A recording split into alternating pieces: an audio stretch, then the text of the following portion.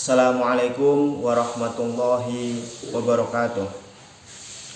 Halo sedulur semua. Alhamdulillah kita kembali lagi bersama saya Lutfi Wildani di channel yang sama. Kali ini kita akan mereview buku baru ya. Langsung saja, buku ini berjudul Mau Ikut Nabi atau Ulama, karya Ustadz Ahmad Zarkasih. Beliau ini merupakan alumnus LIPIA Jakarta dan salah satu ustadz di Rumah Fikih Indonesia. Ini lor bukunya.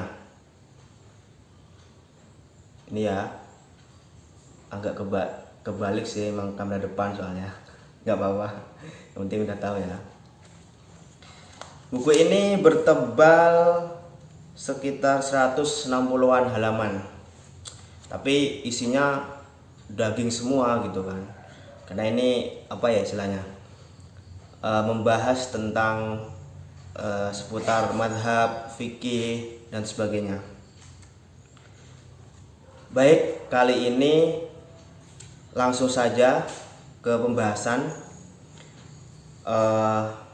Di sini saya akan menguraikan tentang bab atau judul yang berbunyi Ibnu Qudamah berkata, yang awam wajib taklid, gitu kan. Jadi penulis di sini langsung memberikan sebuah pernyataan atau tulisannya bahwasanya Ibnu Qudamah di dalam kitabnya, yaitu kitab Usul Fikih, kitab Raudhatun Nadhir wa Junnatul Munadhir, itu di bab taklid beliau menyebutkan bahwasanya ada sebuah ijma atau konsensus para sahabat bahwasanya seorang awam itu boleh taklid. Taklid itu artinya apa? Taklid artinya mengikuti. Mengikuti siapa? Yaitu mengikuti seorang mujtahid atau sebuah madhab tertentu dalam masalah-masalah syar'i yang furu', atau bisa kita katakan dalam masalah fikih itulah ya. Bahkan bukan cuma boleh, tapi wajib taklid gitu kan. Jadi Ibnu Qudamah Al-Maqdisi, beliau wafat tahun 620 Hijriah, mengatakan dalam kitabnya Raudhatun Nadhir wa Junnatul Munadhir, dalam bab taklid langsung jelas bahwasanya di sana ada sebuah ijma atau konsensus bahwa orang awam itu boleh taklid atau mengikuti seorang mujtahid atau madhab tertentu, bahkan bukan cuma boleh tapi wajib gitu kan. Jadi ini tegas sekali Ibnu Qudamah. Beliau ini bermadhab Hambali ya. Jadi Ibnu Qudamah ini seorang Hanabilah atau yang mengikuti madhab Hambali gitu, Imam Ahmad bin Hambal. Kemudian beliau beralasan bahwasanya orang awam itu tidak diwajibkan untuk mengetahui dalil. Jadi orang awam tidak wajib untuk mengetahui dalil. Terus bagaimana? Orang awam itu cukup hanya mengetahui sebuah hukum, sebuah masalah saja. Jadi orang awam tidak wajib untuk mengetahui dalil. Dia atau mereka cukup mengetahui hukumnya saja gitu kan. Entah itu wajib, haram, sunnah, makruh atau mubah gitu. Dan menjalankan ibadah sesuai dengan hukum yang ia ketahui tanpa perlu ia harus tahu dalilnya gitu. Dan orang awam itu cukup baginya fatwa seorang ulama atau seorang ustadz, seorang ajengan, seorang kiai, seorang tuan guru dan sebagainya yang ia belajar kepadanya gitu kan. Jadi Ibnu Qudamah menegaskan lagi bahwasanya orang awam itu tidak wajib mengetahui dalil, cukup hukumnya saja gitu kan. Karena kalau mengetahui dalil itu susah gitu, maksudnya kita misalkan sholat saja, sholat itu dari takbiratul ihram sampai salam. Kita sebagai orang awam itu kalau kita wajib tahu dalil, kita akan pusing. Dalilnya takbiratul ihram apa ya? Sampai semuanya itu pokoknya kalau itu terjadi itu akan membuat dunia persilatan akan rusak gitu kan, susah gitu. Kemudian penulis menyebutkan bahwasanya Ibnu Qudamah ketika menulis pernyataan atau buku ini, dia itu membantah pandangan Al-Qadariyah yang berpendapat bahwasanya orang awam wajib mengetahui dalil dan hukum-hukum masalah dan juga ibadah yang ia lakukan. Jadi ada sebuah sekte aliran lain yaitu Al-Qadariyah yang mengatakan wajib bagi orang awam untuk mengetahui dalil. Nah, ini dibantah oleh Ibnu Qudamah bahwasanya orang awam itu tidak wajib untuk mengetahui dalil dari sebuah hukum gitu kan. Nah, kemudian Ibnu Qudamah juga menekankan bahwasanya anggapan dari Al-Qadariyah yang mengatakan bahwasanya orang awam wajib mengetahui dalil itu tidak benar, itu keliru, itu salah. Kenapa? Karena menyelisihi ijma' sahabat. Sedangkan ijma' itu sendiri merupakan sumber hukum ketiga dalam Islam. Dan itu ijma' itu merupakan konsensus yang telah disepakati oleh ulama atau para sahabat satu masa gitu kan. Semuanya gitu. Jadi tidak ada yang abstain, semuanya sepakat. Nah, itu dalam Islam merupakan sumber rujukan yang ketiga, dan itu konsekuensinya ketika menyelisih ijma maka ia berdosa gitu. Lalu Ibnu Qudamah juga mengatakan bahwasanya dulu para sahabat itu tidak semuanya ahli fikih atau bukan semuanya mujtahid gitu kan. Jadi para sahabat dulu itu semuanya bukan ahli fikih dan bukan ahli ilmu. Jadi sahabat pun derajatnya berbeda-beda gitu kan. Ada yang mujtahid, ada yang awam, ada yang mungkin setengah mujtahid, setengah awam dan sebagainya gitu. Jadi tidak semua sahabat mampu berijtihad langsung dari Al-Quran dan As-Sunnah. Dan kemudian para sahabat kalau bingung bertanya ke siapa? Nah, jadi para sahabat ketika ingin beribadah dan dia bingung ini hukumnya apa, maka mereka bertanya kepada sahabat lain yang levelnya sudah mujtahid gitu kan. Kayak Abu Bakar, Umar, Utsman, Ali, Ibnu Mas'ud, Ibnu Abbas, Ibnu Umar dan sebagainya. Jadi hanya sebagian kecil sahabat yang derajatnya sudah sampai level mujtahid. Mayoritasnya tuh awam gitu. Jadi ini fakta dari generasi terbaik zaman itu, zaman kita atau zaman sahabat. Jadi tidak semua sahabat itu mujtahid, tapi beragam gitu kan. Dan jumlah mujtahid itu sedikit, adanya ratusan dalam sebuah kitab disebutkan gitu kan. Sedangkan mayoritasnya itu awam gitu. Jadi penulis memberikan memberikan sebuah analogi atau sebuah logika bahwasanya seandainya para sahabat yang awam itu disuruh untuk berijtihad, maka otomatis sahabat yang lain yang derajatnya sudah sampai level mujtahid itu pasti tidak akan menjawab dengan jawaban hukum gitu. Pasti mereka akan mengatakan, ya kamu ijtihad sendiri dong gitu, kan kamu juga sahabat Nabi gitu kan. Tapi kenyataannya tidak seperti itu. Sahabat yang levelnya mujtahid menjawab pertanyaan dari sahabat yang awam gitu kan. Itu penjelasan lebih lanjut dari penulis. Lalu Ibnu Qudamah juga menegaskan bahwasanya kalau semuanya jadi mujtahid, pasti akan terjadi kekacauan dan ketimpangan serta ketidakseimbangan dalam hidup. Kenapa? Karena nanti tidak ada petani, tidak ada profesi petani yang menanam padi, yang memberikan kita beras dan sebagainya gitu kan. Nanti tidak ada dokter yang mengobati kita, yang akan menjadi penyelamat kita gitu kan. Kalau semuanya jadi mujtahid. Oleh karena itu Ibnu Qudamah menegaskan bahwasanya mujtahid itu merupakan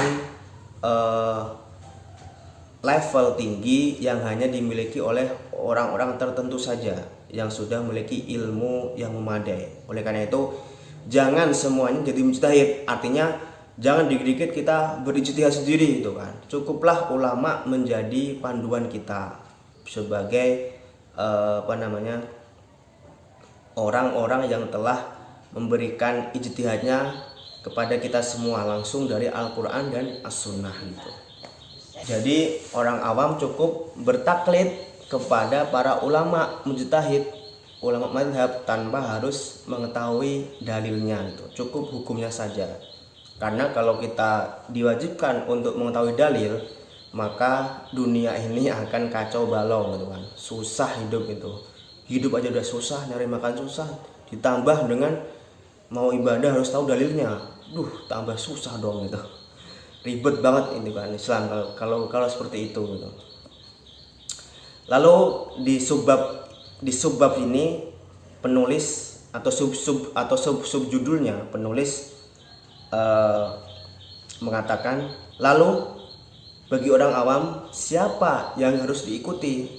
Nah, Ibnu Qudamah mengatakan bahwasanya seorang mukallid ini orang yang mengikuti, yaitu orang awam kita semua selain mujtahid itu dibolehkan atau boleh meminta fatwa kepada mujtahid atau ulama gitu kan.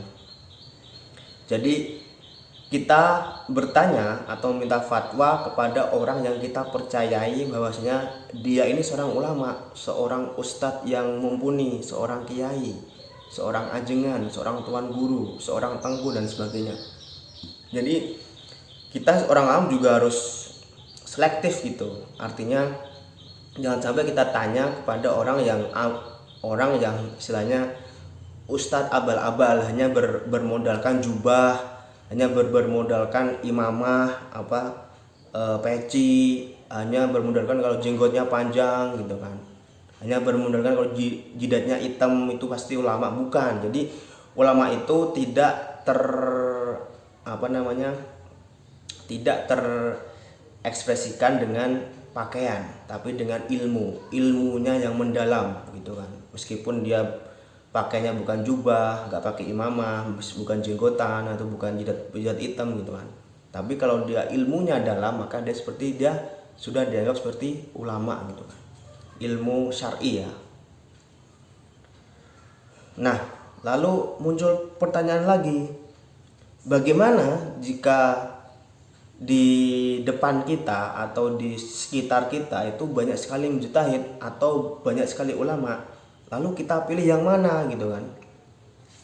Nah, Ibnu Qudamah menjawab bahwasanya jika seandainya dalam sebuah negeri atau satu negeri terdapat banyak mujtahid, maka seorang awam memiliki keleluasaan, memiliki keluasan untuk bertanya kepada siapa saja yang ia mau. Dan tidak harus ia pandai, dan tidak harus orang awam itu mencari orang yang paling pandai, orang yang paling pintar, orang yang paling banyak hafalan, enggak. Jadi Ibnu Qudamah menegaskan bahwasanya jika di sebuah negeri terdapat banyak mujtahid, banyak ulama, banyak kiai, banyak ustadz, itu bagi orang awam memiliki kebebasan, keleluasaan untuk memilih siapa saja yang ia mau gitu kan. Jadi nggak harus terpaku pada ustadz A, ustadz B, ustadz C, enggak. Yang penting dia percaya, dia mau di situ, ya terserah dia gitu kan. Jadi nggak ada harus ke ustadz A, ustadz B gitu kan, harus ke ulama A, ke ulama B, nggak harus. Karena orang awam pun tidak mengetahui, maksudnya begini. Kalau misalkan orang awam itu saya harus memilih yang ulama yang paling pandai lah, ulama yang paling cerdas, kan dia nggak tahu ulama mana yang paling cerdas, yang paling pandai siapa gitu kan. Jadi Ibnu Qudamah mengatakan bahwasanya silahkan memilih siapa saja yang kamu percayai, yang penting dia itu seorang ulama beneran, bukan ulama yang abal-abal gitu kan, siapapun gitu kan. nggak harus tertentu, nggak harus dari ormas tertentu, nggak harus dari lembaga tertentu, semuanya boleh gitu. Yang penting dia yakin dan percaya bahwasanya dia mampu untuk berfatwa, untuk berijtihad gitu kan, ulama gitu. Lalu ada subbab lagi atau subjudul yang mengatakan bahwasanya penulis bagaimana bertaklid yang baik gitu kan.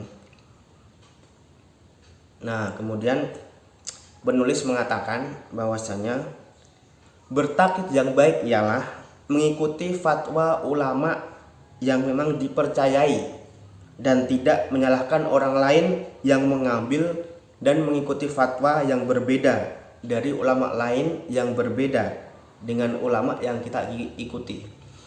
Jadi gini lor. Jadi bagaimana kita orang awam harus bertaklid yang baik? Jawabannya sederhana saja, bijak gitu kan. Kita memilih ulama tertentu, ulama A, untuk kita ambil fatwanya, untuk kita ambil ijtihadnya gitu kan. Tapi kita tidak boleh menyalahkan orang lain yang mengambil fatwa ulama lain yang berbeda dengan kita gitu kan. Jadi intinya toleransi gitu kan. Jadi jangan sampai kita mempunyai sikap ego, sikap keras, mutasyadid gitu kan. Jadi kalau ulama kita bilang A, ulama lain bilang B, lalu kita langsung bilang itu bid'ah, itu sesat gitu kan. Itu kan kurang bijak dan kurang ilmu juga gitu. Karena orang yang berilmu, orang yang tahu sikap itu nggak akan buru-buru mengecap, memvonis seperti itu gitu. Jadi bertaklid yang baik atau mengikuti yang baik itu adalah seperti itu. Artinya kita mengambil pendapat ulama A tapi tidak menyalahkan orang lain ketika mengambil pendapat ulama B yang berbeda dengan kita, walaupun perbedaan itu sangat jauh gitu kan. Intinya seperti itu. Intinya toleransi gitu kan. Terus Ibnu Qudamah mengatakan bahwasanya kenapa kita tidak boleh menyalahkan ketika kita berbeda mengambil fatwa dari orang lain gitu kan. Karena masing-masing pendapat dua ulama itu semuanya baik gitu kan.